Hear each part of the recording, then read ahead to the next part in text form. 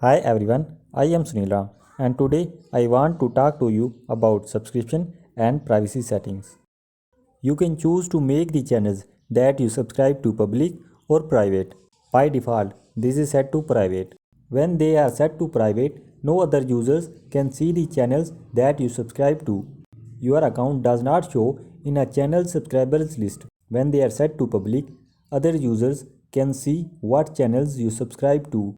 Your subscriptions are listed on your channel's page and your account is listed in the subscribers list.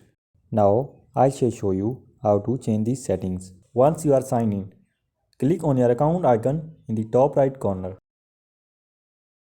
Click Settings.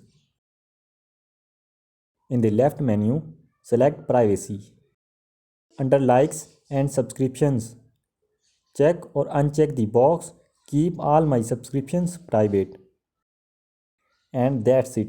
Subscribe to our channel for more YouTube tips and tricks.